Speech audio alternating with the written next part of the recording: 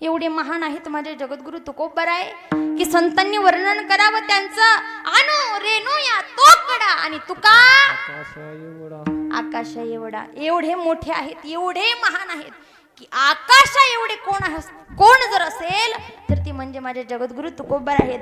याच्याही पुढे जाऊन सांगेल मायबाप. आता मला सांगा, आकाश एवढे जगद्गुरु तुकोबर आहेत, परंतु त्यांच्यामध्ये नम्रपणा किती आहे? एवढा नम्रपणा की त्यांची जी धर्मपत्नी होती ना, कोण? जिजामाता, अवली माता. आता सांगू तुम्हाला, होतं असं की बाबा काही पुरुष मंडळी संसाराकडे लक्ष देत मग कुठं जातात? खरं सांगायचं बरं का, कुठं? एकमेव ठिकाण कुठं? पारावरती. बरोबर, ठरलेलं ठिकाण त्यांचं. संसाराकडे अजिबात लक्ष द्यायचं नाही, कुठेतरी गप्पा मारत बसायच्या. मग मला सांगा, या महिला मंडळ काय करतात? शिव्या देतात ना. खोटं बोलू नका, शिव्या देतात बघा.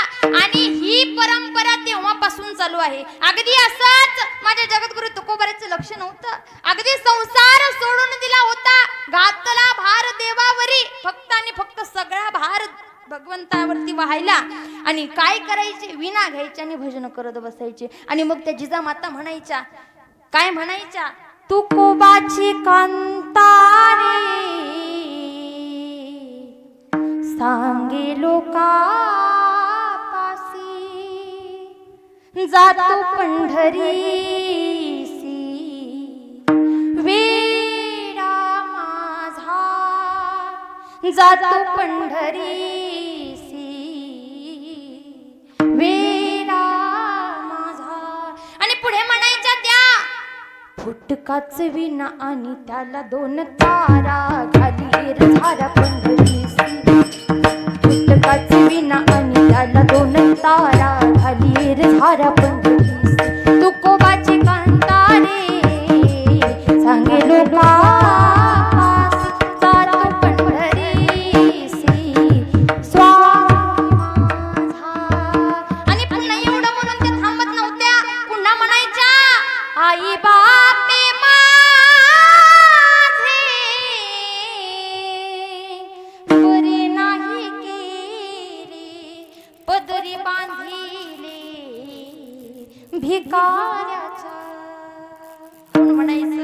जगद्गुरु तुकोबाराची बायको म्हणायची, माझ्या आई वडिलांना बरं नाही केलं, माझं भिकाऱ्यासोबत लग्न लावून दिले. एवढं म्हणून थांबत नव्हत्या, पुन्हा म्हणायच्या, माझ्या चौघी बहिणी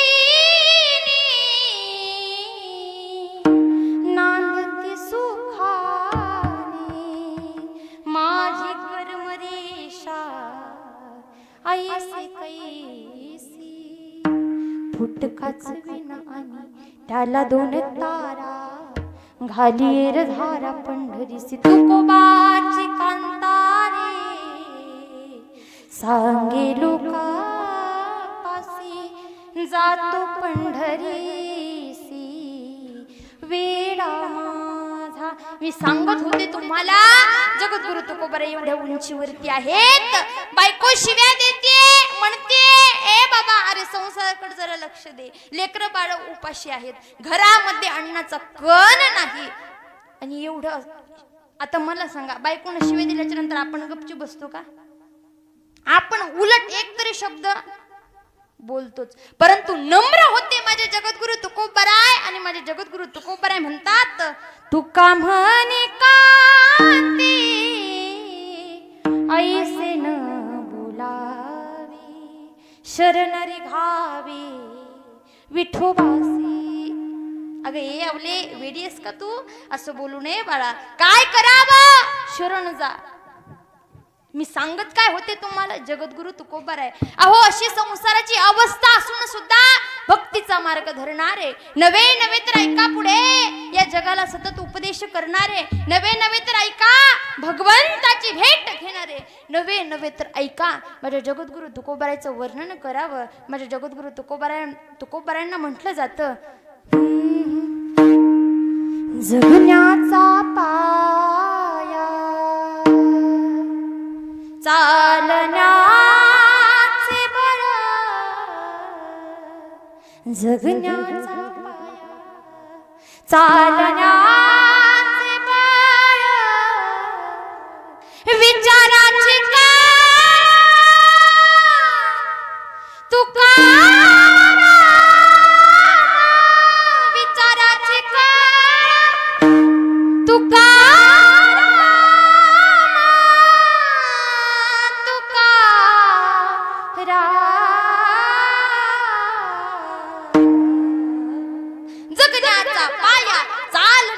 बळ. ऐका माय बाप, जगावं कसं, जगताना कुठं चालावं, कुठे चालू नये माणसानं. काय बळ हासिल केलं पाहिजे, काय घेतलं पाहिजे, काय सोडून दिलं पाहिजे, हे सगळं जे शिकवतात त्यांचं नाव जगद्गुरु तुकोबाराय विठ्ठल.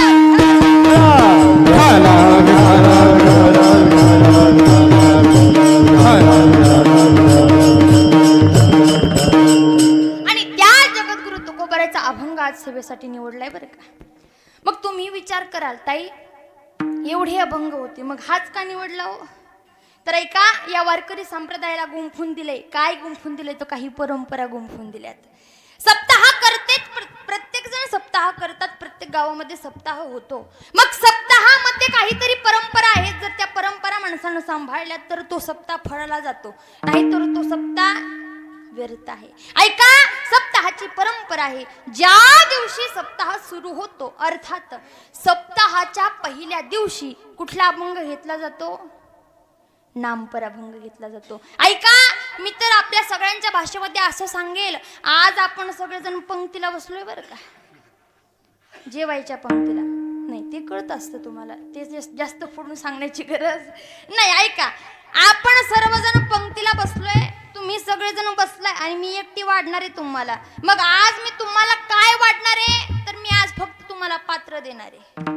अर्थात नाम कसं जपावं, नामाचं महत्व काय, नाव का घेतलं जातं, हे सगळं मी तुम्हाला सांगणार आहे. आज मी तुम्हाला पात्र वाढणार आहे. मग नाम जप करायचंय की नाही, का ऐकलेलं सगळं सोडून द्यायचंय, का फक्त इथं आहात तोपर्यंतच करायचंय, का इथं पण नाही करायचं, हे सगळं तुमच्या हातात आहे बरं का.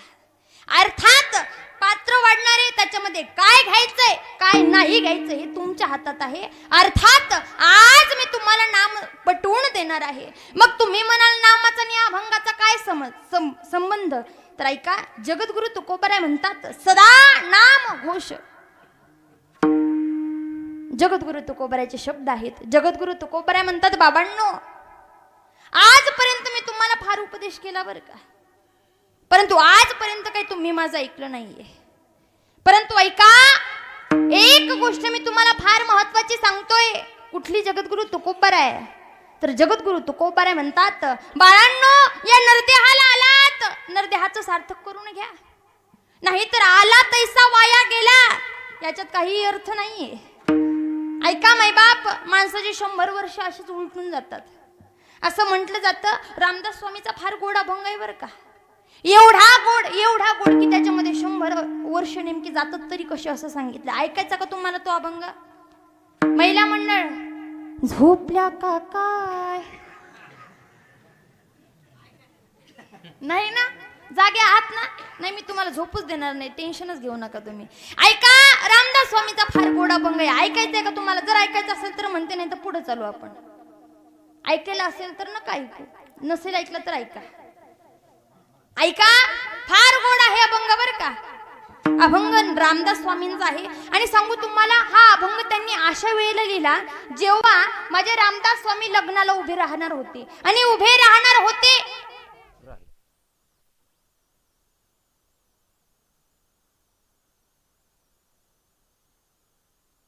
ऐकलेले आहेत का महिला मंडळ? इकडले बाजूला बसले शब्द ऐकलेले आहेत का बालब्रह्मचारी आहात सगळेजण? शब्द ऐकलेले आहेत ना? ऐकलेलेच त्याच बरोबर डोक्यावरती पण पडलेले असतील अक्षदाच्या रूपात. सावधान. आणि रामदास स्वामी म्हणतात, 10 वर्ष बालपण, 20 वर्ष तारुण्य, अंगी भरला मदन, अंगी भरला मदन, मग तो कैचा सावधान, सावधान. 10 वर्ष बालपण, 20 वर्षामध्ये काय असतं?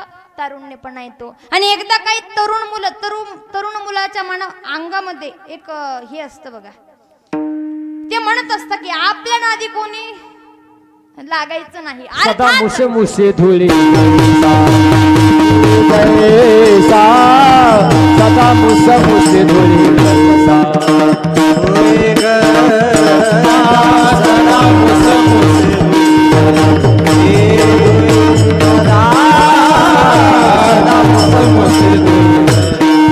तारुण्याच्या मध्ये न माने कोणाचे तारुण्याच्या मध्ये न माने कोणाचे तारुण्याच्या मध्ये न माने कोणाचे तारुण्याच्या मध्ये न माने कोणाचे सदा मुस मुसी जयसा सदा मुस मुसी सदा मुस मुसी सदा मुस मुसी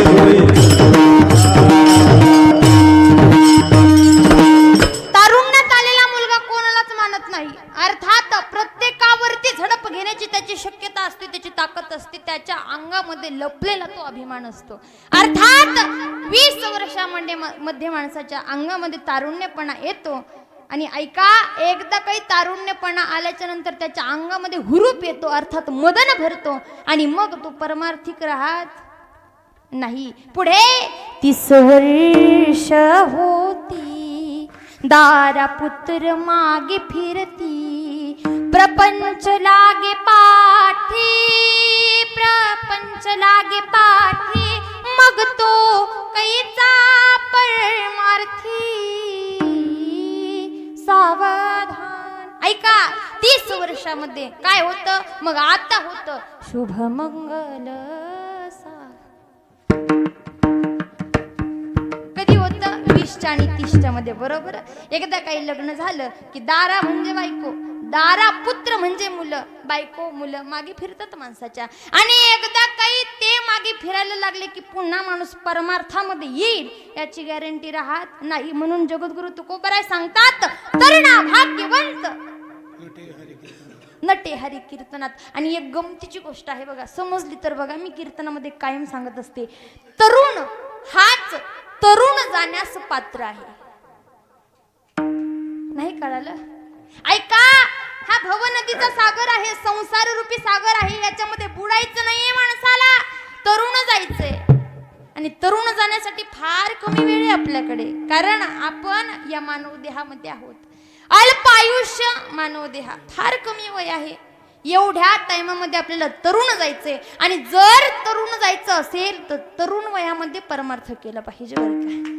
अर्थात मुलं बाळ आल्याच्या नंतर माणूस परमार्थामध्ये येईल याची गॅरंटी राहत नाही. 40 वर्ष झाली, डोळा 40 आली, डोळ्यास भुरळ पडली, डोळ्यास भुरळ पडली, कैसे दूर आणि जवळी सावधान. ऐका, 40व्या मध्ये एक परिणाम होतो माणसाच्या देहावरती. काय होतो? 2+2 डोळे असताना पुन्हा 2 डोळे येतात वरून, अर्थात चष्मे लागतात. सांगू तुम्हाला दादा, काही काही चष्मे एवढे डेंजर असतात की ते चष्मा लागल्याच्या नंतर चष्म्याच्या वरून बघतात. परंतु मी इथले सगळे चष्मे सोडून आमच्या देवपिंपरीचे चष्मे सांगते बरं का. इथला एकही चष्मा तसा नाही. अर्थात काय होतं बघा, 40व्या वर्षामध्ये डोळ्याला चष्मा लागतो, पुन्हा डोळ्याच भुरळ पडते आणि मग कसलं दूर आणि कसलं जवळ. पुन्हा 50 वर्ष झाली, 50 वर्ष होती, हलती दातांच्या पंक्ती, श्याम केस शुभ्र होती, श्याम केस शुभ्र होती, त्यासी म्हातारा म्हणती सावधान.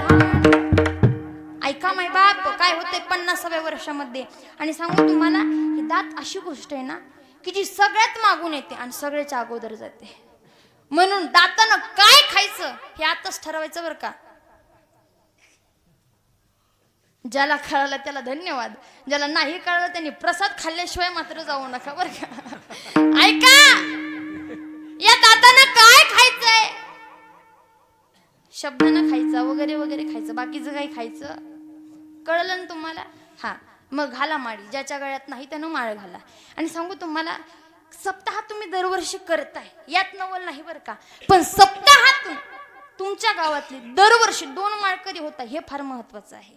कारण सप्ताह याच्यासाठी करायचा असतो की गावामध्ये काहीतरी परिवर्तन व्हावं बा. नाहीतर नुसते कीर्तन ऐकायचं, एका कानानं ऐकायचं दुसऱ्या कानानं सोडून द्यायचं, काही उपयोग नाहीये. अर्थात ज्याच्या गळ्यामध्ये माळ नसेल त्यानं माळ घाला. पुढे सांगते मी तुम्हाला, दात पडतात. पुढे आणखीन काय होतं? काळे केस पांढरे होतात आणि पांढरे झालेले केस काळे करायला आता काय निघलंय? डाय. बरोबर, अगदी म्हाताऱ्या माणसांना देखील माहित आहे बघा. परंतु त्या डायचा परिणाम असा होतो बरं का, सांगू तुम्हाला. डाय असतो हलका, मग डाय लावला की इकून काळ इकून काळ आणि मध्ये मग ते कसं दिसतं?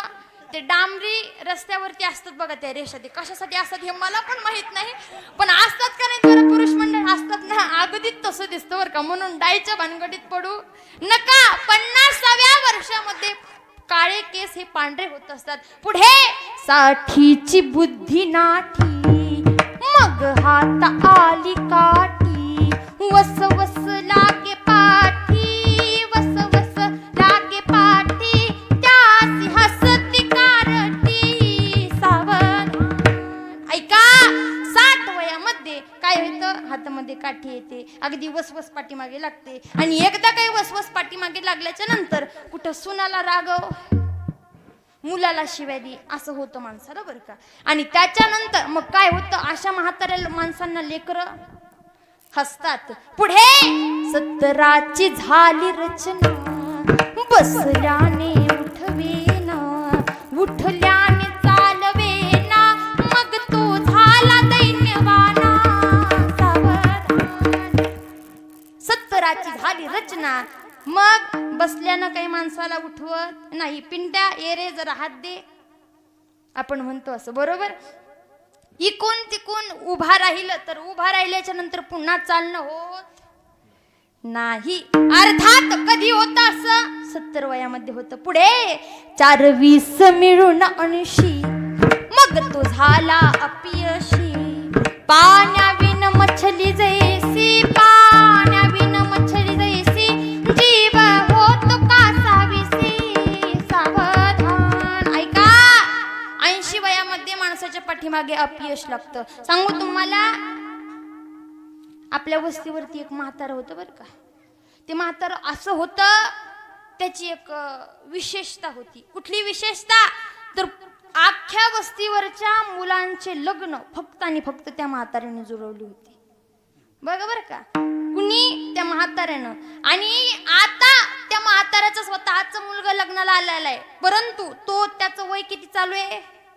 80 वय चालू आहे. आणि मग आतून आवाज येतो, ए पप्या, अख्ख्या गावाला सोबत नाही पण या डंगऱ्याला सोबत नेऊ नको. का सोबत न्यायचं नाही? कारण 80 वर्ष लागले आणि 80 वर्षामध्ये माणसाला अपयश येत असतं. त्याच्या हातून झालेलं काम कुठलंही पूर्णत्वाला जात नसतं. अर्थात 80 वर्षामध्ये अपयश मागे लागतं पुन्हा. आणि 90 मध्ये फार महत्वाची गोष्ट आहे बरं का. पूर्ण अभंग तुम्ही समजू नका, परंतु 90 समजून घ्या. कारण पूर्ण जीवन माणूस व्यर्थ घालवतो. कोणासाठी घालवतो? या सगळ्या घरादारातल्या लेकरांसाठी, आपल्या पत्नीसाठी, आई वडिलांसाठी. परंतु ऐका, तीच पत्नी आणि तीच मुलं 90ला काय म्हणतात? आता वर्ष झाले 90, बोलवे ना एक शब्द. आता वर्ष झाले 90, बोलवे ना एक शब्द. स्त्री पुत्र म्हणे प्रसिद्ध, स्त्री पुत्र म्हणे प्रसिद्ध. आता तोडा संबंध सावधान. ज्या लेकरांसाठी, ज्या मुलांसाठी आई अख्खं आयुष्यभर कष्ट केले, काम केले, पूर्ण जीवन व्यथित घातले, ती बायको आणि तो मुलगा म्हणतो, बाबा आता बास झाला, आता संबंध तोडा आपला. अर्थात तुम्ही इथे राहू नका, तुम्ही कुठे जा? बैल म्हणे खरं, मरता तरी बरे. बैल म्हणे खरं, मरता तरी बरे. बैल म्हणे खरं, मरता तरी बरे. बैल म्हणे खरं, मरता तरी बरे. बैल म्हणे खरं, मरता तरी बरे.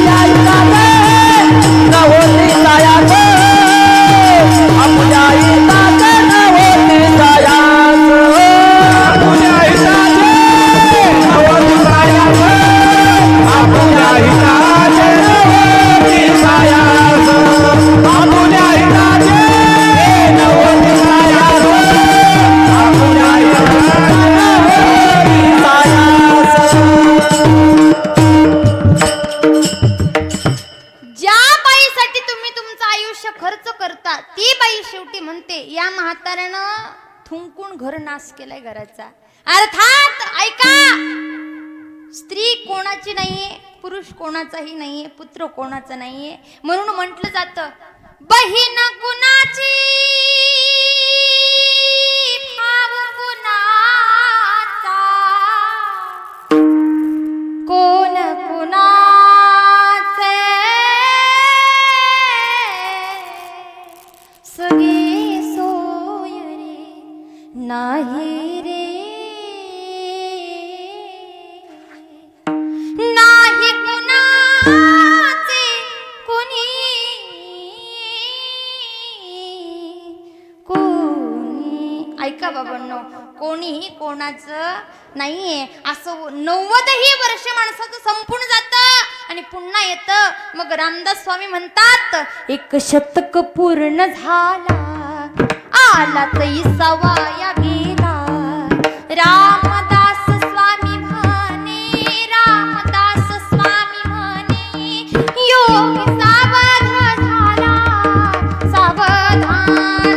आता तरी सावध व्हा, परंतु माणूस सावध नसतो. अर्थात 100 वर्ष निघून जातात, परंतु परमार्थाला माणूस तत्पर होत नाही. मग परमार्थाला तत्पर का होत नाही, तर शुद्ध चित्त खराब असतं, चित्त शुद्ध नसतं त्या माणसाचं. आणि मग जगद्गुरु तुकोबराय म्हणतात, हे बाबांनो, अरे नामाचा घोष करा तुम्ही. कशाचा? पांडुरंग परमात्म्याच्या नामाचा घोष करा. आणि नामाचा घोष करून काय करायचं जगद्गुरु तुकोबराय? अभंगाचं प्रथम नाम घोष करो हरि कथा, सदा नाम घोष करो हरि कथा, सदा नाम घोष करो हरि कथा, सदा नाम घोष करो हरि कथा, सदा नाम घोष करो हरि कथा, सदा नाम घोष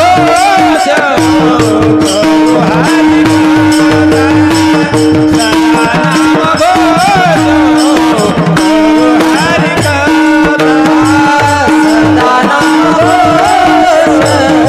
हरि कथा, सदा नाम घोष करो हरि कथा. तेने सदा चित्ता समाधान, तेने सदा चित्ता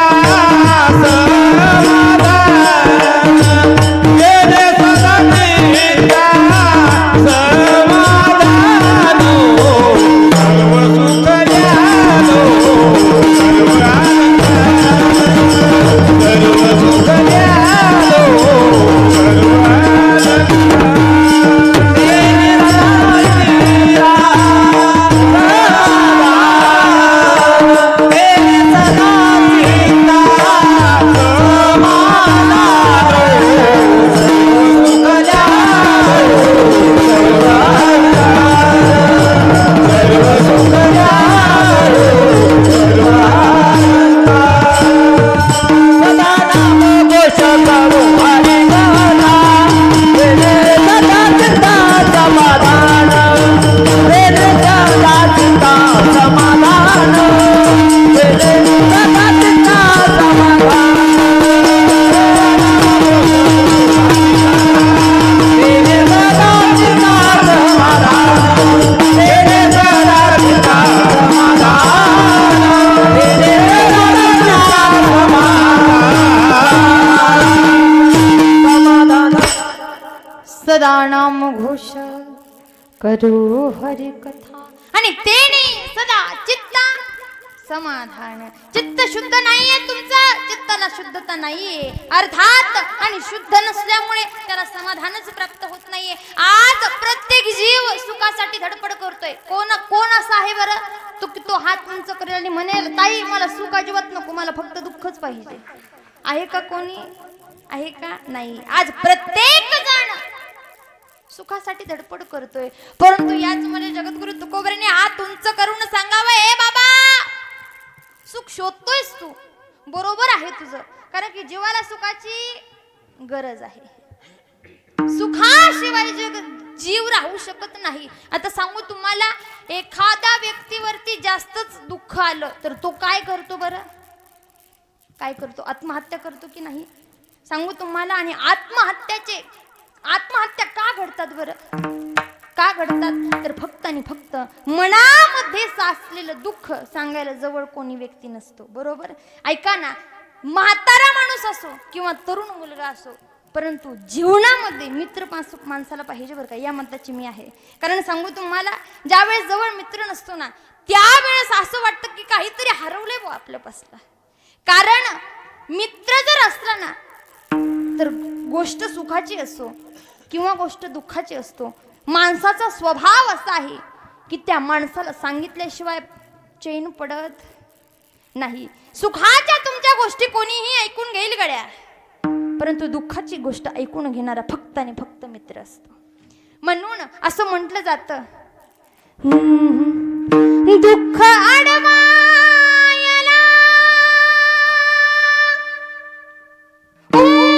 उंबऱ्यासारखा मित्र वनव्यामध्ये गारव्यासारखा. अर्थात जीवनातील दुःख अडवण्यासाठी फक्त आणि फक्त खंबीर जर कोण असेल तर ते म्हणजे मित्र असतो. म्हणून मित्र जीवनामध्ये असला पाहिजे. अर्थात जर दुःख कोणाला सांगायचं असेल तर मित्र पाहिजे. अर्थात त्याचप्रमाणे जर परमार्थामध्ये तुम्हाला जर चित्ताला समाधान प्राप्त करायचं असेल तर या देहाचा मित्र कोण आहे? कोण आहे? चित्त पाहिजे. का परमार्थामध्ये चित्त का पाहिजे? तर ऐका, चित्ती नाही नामी तरी ती व्यर्थ,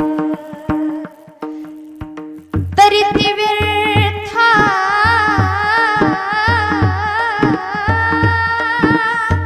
चित्त नाही नामी तरी ती व्यर्थ, त्रिवी संगमी नाना तीर्थे भ्रमी. चित्त नाही नामी, चित्त पाहिजे. आणि चित्त एका ठिकाणी राहण्यासाठी त्या चित्ताला समाधान पाहिजे. अर्थात मग चित्ताचं समाधान जर कशाने होत असेल तर त्याला सदा, सतत, सदा याचा अर्थ सतत. आणि काय? नाम. कोणाचं नाव? तर विठ्ठलाचं नाव. मग विठ्ठलाचं का बरं नाव ताई? दुसऱ्या कुणाचे पण नाव आहेत ना, भगवान शिवाचं आहे, भोले बाबाचं आहे, रामाचं आहे, कृष्णाचं आहे, मग विठ्ठलाचंच का? तर ऐका, विठ्ठल या शब्दाचा अर्थ फार गोड आहे बरं का. तुम्ही म्हणाल काय अर्थ आहे? तर ऐका, लक्षपूर्वक ऐका. वि म्हणजे विधाते ब्रह्मदेव, ठ म्हणजे निळकंठ महादेव आणि ल म्हणजे लक्ष्मीपती नारायण. तिन्ही देवाचा एकत्रीकरण म्हणजे माझा पांडुरंग परमात्मा आहे. म्हणून त्याचं नामघोष करायचंय. आणि कसं करायचंय? सतत करायचंय. मग विचारलं साधकानं, ओ जगद्गुरु तुकोबर आहे, तुम्ही आम्हाला सांगता नामघोष करा. हो सांगतो ना तुम्हाला, मी संवाद सांगते बरं का तुम्हाला. ऐका, कोणाचा संवाद आहे? साधकाचा आणि जगद्गुरु तुकोबरायचा. साधक म्हणतो जगद्गुरु तुकोबराय, तुम्ही आम्हाला सांगता नामस्मरण करा, सतत करा, नामघोष करा, त्यानं चित्त समाधान होईल. तुम्ही घेतलाय का अनुभव? जगद्गुरु तुकोबराय म्हणतात, अनुभव आलाय ना मला. ओ जगद्गुरु तुकोबराय, अनुभव आल्याच्या नंतर नेमकं घडलं तरी काय? अभंग सर्व सुख ल्यालो, सर्व आनंदार, सर्व सुख ल्यालो, सर्व आनंदार. सर्व सुख ल्यालो, सर्व आनंदार. ओ सर्व सुख ल्यालो, सर्व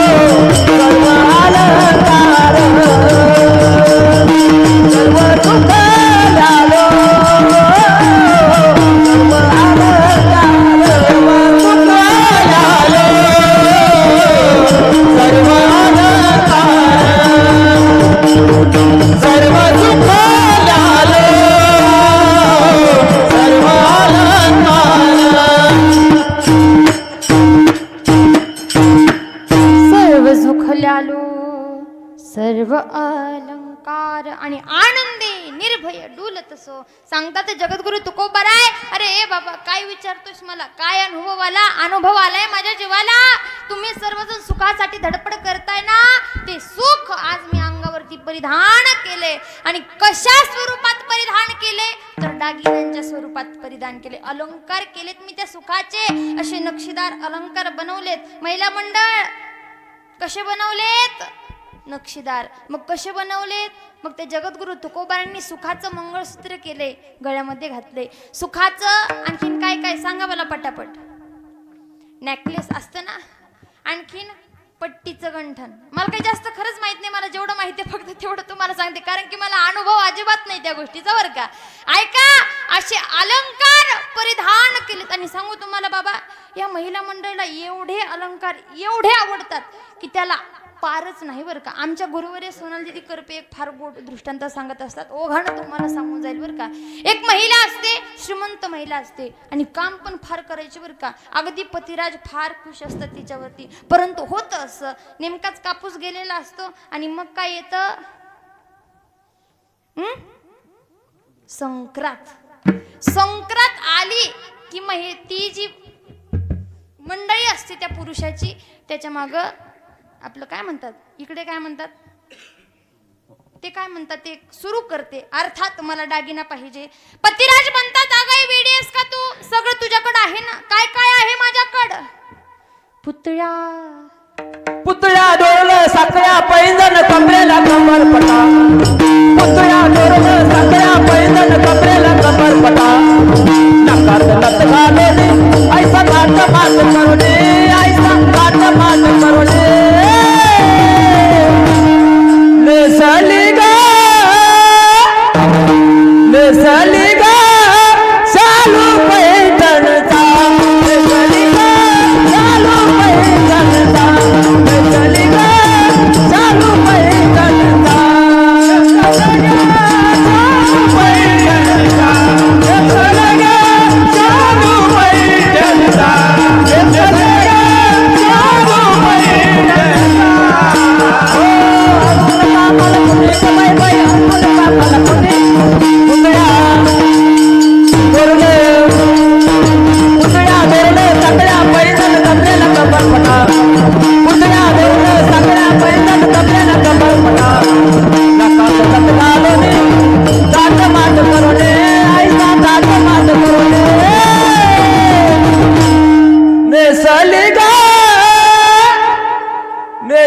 ग शालू पैठणचा.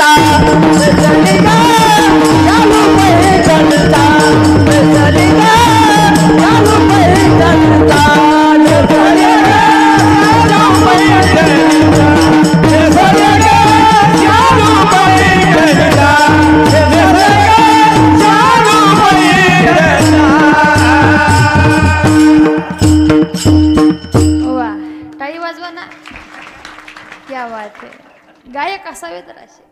आणि एवढ्या वयामध्ये एवढ्या ताकदीनं गाणं खरंच बाबा सोपं नाही बरं का. क्या बात आहे, वा खरंच फार सुंदर. काय काय काय काय सामान आहे तिच्याकडे, कोणचे कोणचे दागिने आहेत सांगतात इथे गौरण म्हणते, पुतळ्या डोरलं साखळ्या. मोजून घ्या बरं का, पुढच्या संगतीला काम येईल तुम्हाला. वाटलंच नाव टिपून घ्या. पुतळ्या डोरलं साखळ्या पैंजण कमरेला कंबरपट्टा. आणि नाकात नथ घालून सगळा थाट माट करुनी, सगळा थाट माट करुनी. नेसले गा हे नेसले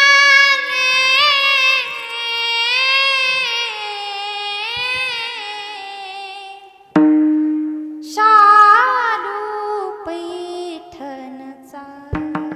एवढं सगळं सामान आहे तिच्याकडे. पतिराज विचारतात, अगं अशी एकही दागिना शिल्लक नाही की ती तुझ्याकडे नाहीये, मग तुला नेमकं पाहिजे तरी काय? बायकोचा हट्ट होता, मला दागिना पाहिजे. पतिराज म्हटले, यातलं एखादं मोडून नवीन करायचं का? नाही म्हणे, मला नवीन काहीतरी पाहिजे. हँगच झाला नवरा. म्हटलं आता जगात तर असं कुठलंच नाहीये, काहीच उरलं नाही की हे तिच्याकडे नाहीये, सगळं तिच्याकडे ऑलरेडी आहे. मग हिला नेमकं आणून तरी देऊ काय? विचार केला, घराच्या बाहेर निघाला. सोनाराकडे जायच्या ऐवजी तो वडराकडे गेला. कुठे गेला? वडराकडे गेला बरं का.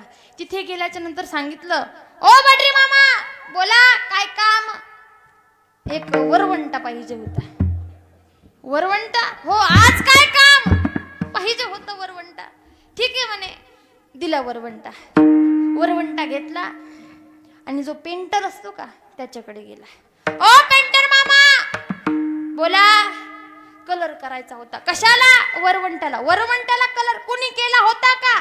कोणी केलं नव्हता, पण मला करायचंय. बरं ठीक आहे, कशा नक्षी काढायच्या? नक्षी नाही काढायच्या, फक्त कलर मारायचाय. ठीक आहे, कशा कलर मारायचाय? सोन्यासारखा कलर मारायचाय.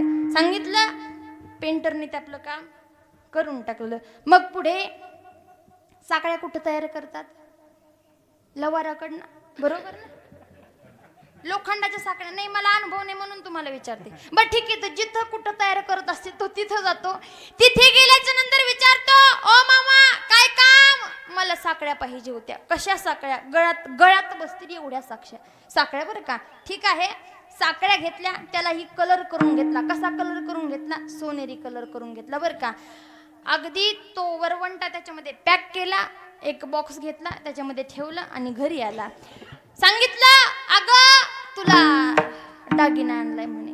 दागिना? बायको तर तिच्या तोंडावर जे 12 वाजले होते सगळं गायब, आणि अगदी गुलाबाचं फुल कसं असतं टवटवीत तशी झाली. पळतच आली. विचारलं, कुठला दागिना आणला?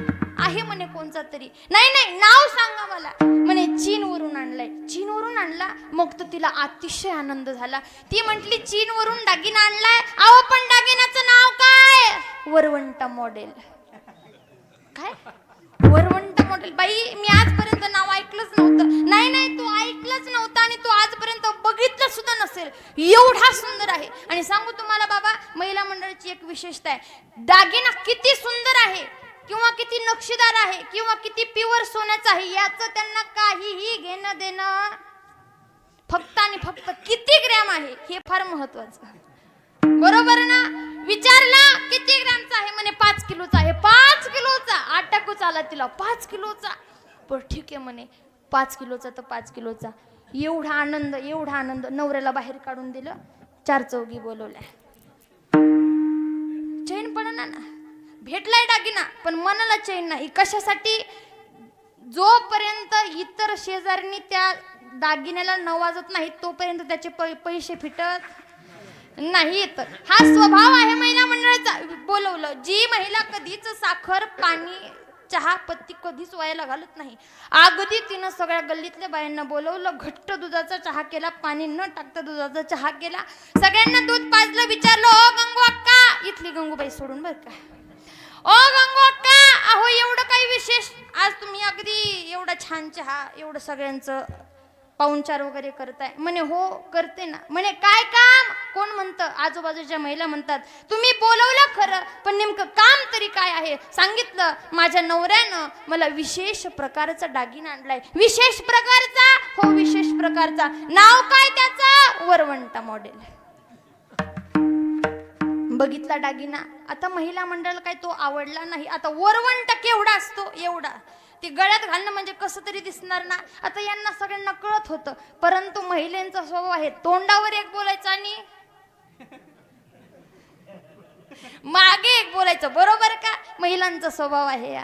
पुन्हा काय केलं? सगळ्यांनी तिच्या तोंडावरती स्तुती केली, परंतु मागे जे करायचं तेच केलं. दुसरा दिवस उजाडला. संक्रांत होती. संक्रांतीच्या दिवशी काय करतात? पुरणपोळी करतात, बरोबर. परंतु पुरणपोळी करण्यासाठी अगोदर पुरण वाटावं लागतं. पुरण कशानं वाटतात?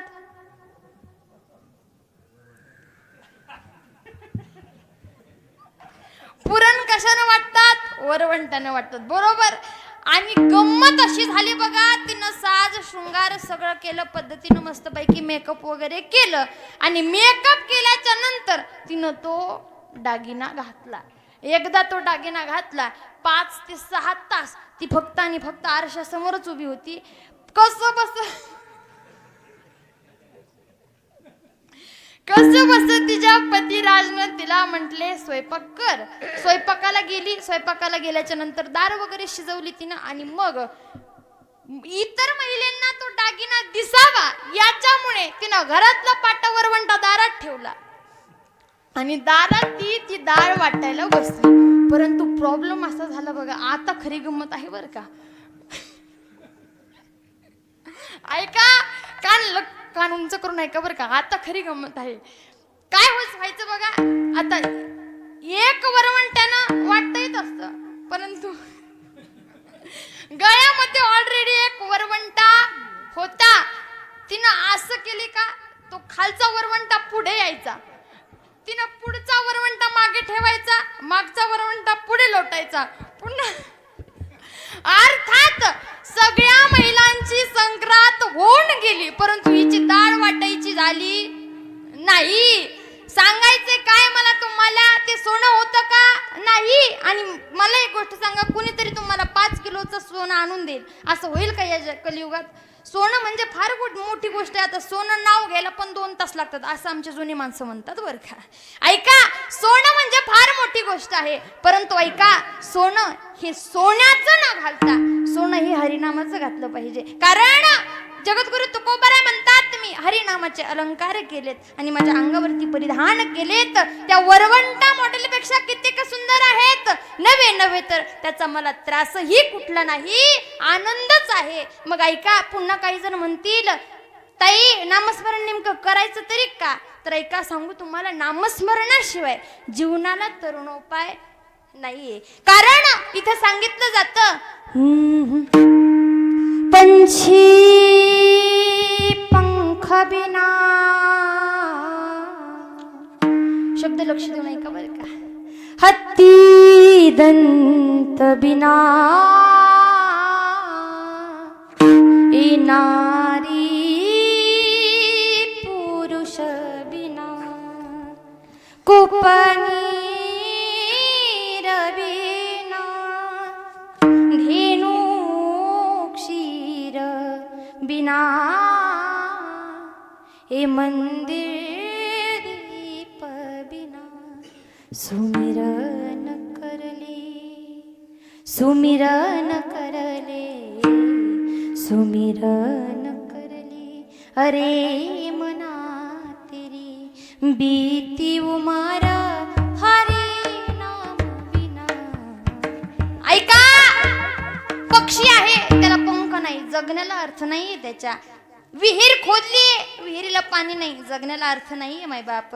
गाय घेतली, गाईला दूध नाही, तिच्या जगण्याला उपयोग नाही. लाखोचं नाही, करोडाचं मंदिर बांधा, जर त्या मंदिरात तुम्ही 2 टाइम दिवा लावत नसाल तर त्याचा उपयोग नाही. मग काही माणसं म्हणतात, एवढं सांगितल्याच्या नंतर त्यांना कळतं की बुवा नामस्मरण केलं पाहिजे. मग पुन्हा ते म्हणतात, ताई आम्ही आत्ताच नाही करायचो, आम्ही म्हातारपणी करू. बरं का, ठीक आहे, तुम्ही म्हातारपणी कराल नामस्मरण, परंतु सांगू तुम्हाला, कारण की माझ्या संतांनी सांगितले, पडता जड भारी दासी आठवावा हरी. एकदा काही माणसाच्या अंगावरती फार ओझं पडलं, दुःखाचं ओझं पडलं की माणूस आपोआप नामस्मरण करत असतो. त्याला काही गरज नाही पडत की मग बाबा नामस्मरण कर असं म्हणण्याची गरज पडत नाही.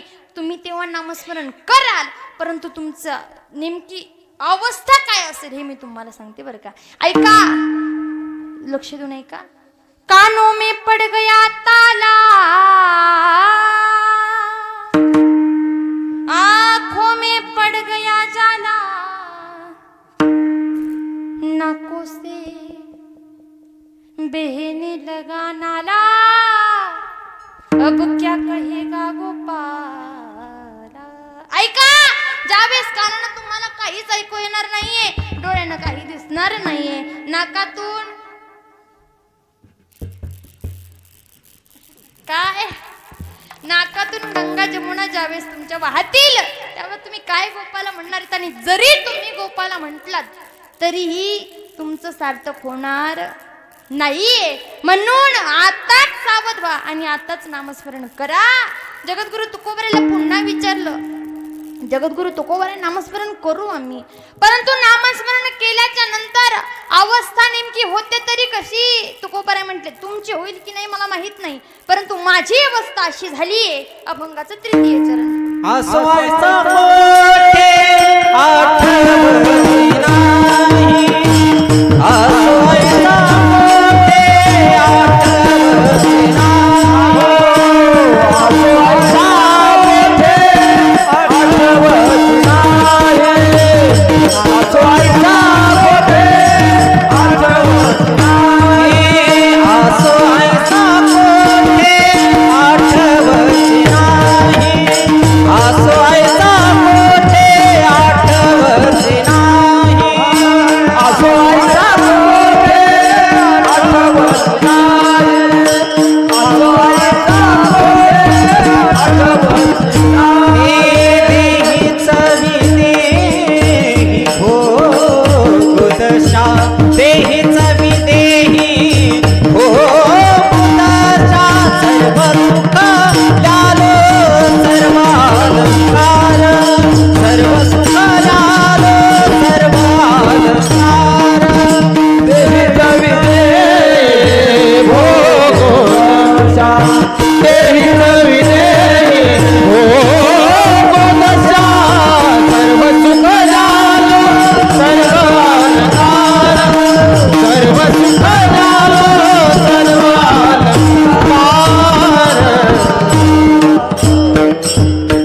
असो ऐसा कोठे आठवची नाही, आणि देहीच विदेही भोगदशा.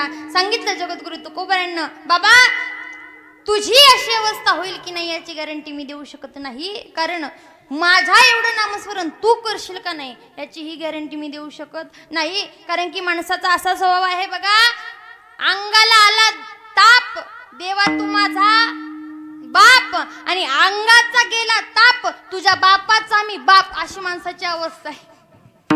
अशी माणसाची वस्तुस्थिती आहे. जोपर्यंत देवाची गरज आहे तोपर्यंत देवाला विनवणी करतात, परंतु एकदा देवाची गरज भागली की माणूस देवाला विचारत नाहीत. अर्थात जगद्गुरु तुकोबाराय म्हणतात, मी सतत करतोय नामस्मरण, म्हणून अवस्था माझी अशी झाली, असो ऐसा कुठे, मी कुठं आहे कुठे नाही याचं भान मला नाहीये. अर्थात मी या देहात असून विदेही अवस्था मला प्राप्त झाली, ही माझ्या नामस्मरणाची ताकद आहे. ओ जगद्गुरु तुकोबाराय, तुम्ही एवढं नामस्मरण करता का? हो, मी एवढं नामस्मरण करतो, एवढं नामस्मरण करतो. नामस्मरण करत असताना मी कधी कधी तल्लीन होऊन नाचतो देखील. मी सांगू तुम्हाला म्हणत नाही मी उठून नाचा, परंतु एवढं नक्कीच म्हणेल, हात उंच करा.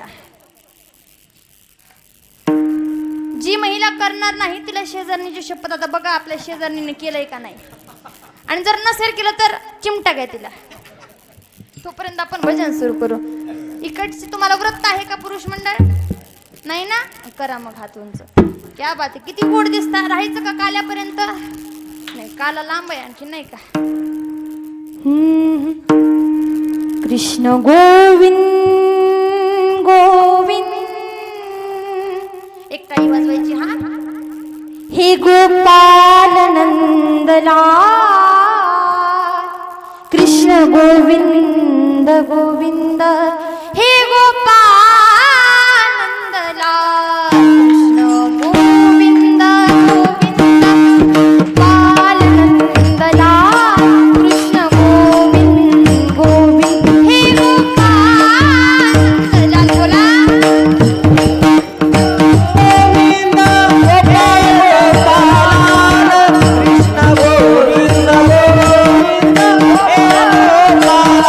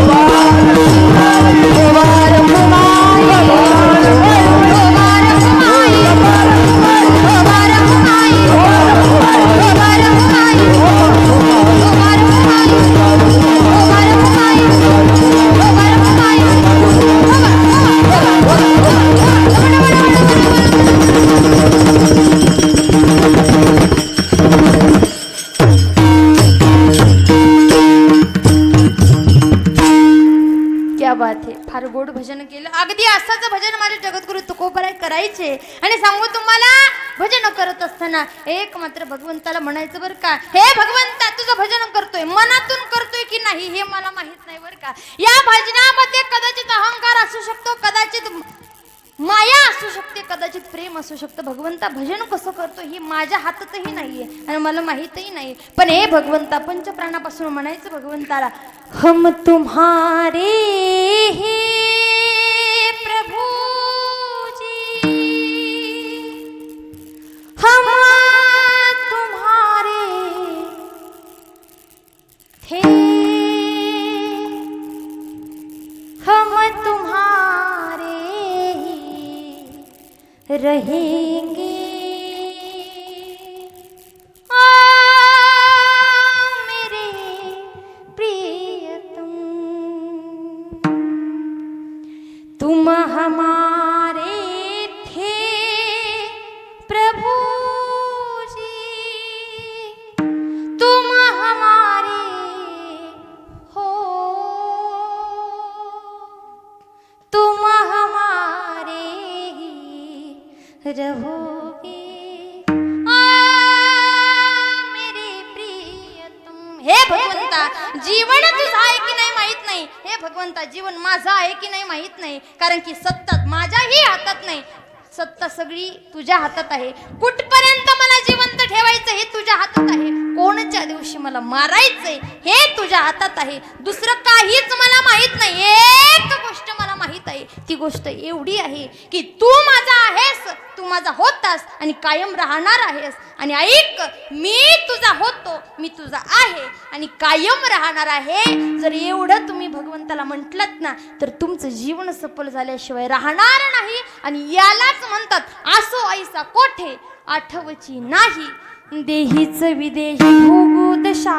आणि मग सांगितलं, जगद्गुरु तुकोबाराय, तुम्हाला पुन्हा जन्ममरण नाही का? नाही म्हणे, मला पुन्हा जन्ममरण नाही. का नाही? तर माझ्याकडे पाप पुण्य राहत नाही, वासना राहत नाही, काहीच उरत नाही माझ्याकडं. कस काय उरत नाही? तर ऐका, अग्नीमध्ये तुम्ही काहीही टाका, ती अग्नी झोपल्या का काय?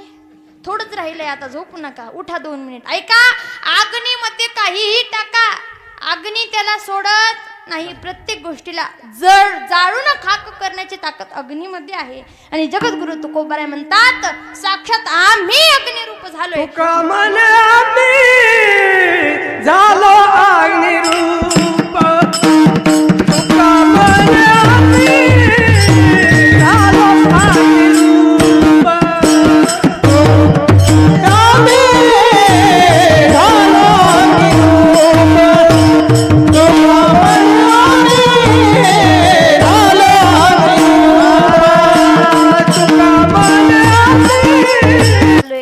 आणि अशा प्रकारे हे अभंगाचा सरळ सरळ भावार्थ होता.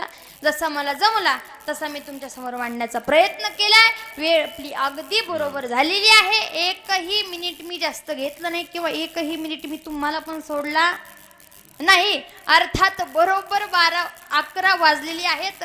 सगळ्यांच्या चरणावरती पुन्हा एकदा नतमस्तक होते. कीर्तनाला गोड अशी साथ करणारे आपले समस्त ग्रामस्थ मंडळी असतील, त्याचबरोबर बाहेरून आलेले असतील त्यांच्याही चरणावरती नतमस्तक, गावातले असतील त्यांच्याही चरणावरती नतमस्तक, सर्व गायनाचार्य मंडळी असतील, 2 तास विण्याची सेवा करणारे आपले बाबा त्यांच्याही चरणावरती नतमस्तक. त्याचबरोबर मृदंगवादक आपले आदरणीय दादा, आपलं नाव बाबूराव दादा, आणि त्याचबरोबर तुम्ही बरं ठीक आहे, माझे दोन्हीही बंधुराज आदरणीय दोघांच्याही चरणावरती नतमस्तक. त्याचबरोबर माईक सिस्टीमवाले दादांनी फार गोड अशी साथ दिली, त्यांच्याही चरणावरती नतमस्तक. आमचे अमोल दादा असतील त्यांच्याही चरणावरती नतमस्तक. त्याचबरोबर तुम्ही म्हणाल ताई आम्ही काय तुमचा बाण कोरलाय का? तर अगदी तुमच्याही सगळ्यांच्या चरणावरती नतमस्तक, तुमच्याही कोटी कोटी आभार. कारण की तुमच्याशिवाय कीर्तनाला शोभा नाही. त्याचबरोबर आमचे गोपाल बाबा असतील त्यांच्याही चरणावरती नतमस्तक, सगळ्यांच्या चरणावरती नतमस्तक. आणि सेवेला पूर्णविराम. त्या अगोदर माझ्या कीर्तनाच्या नियमाप्रमाणे एकदा हात जोडा, आपण सकल साधू संतांना विनवणी करू आणि सेवेला पूर्णविराम देऊ. ज्ञानेशं ज्ञानमूर्तिं च साक्षात्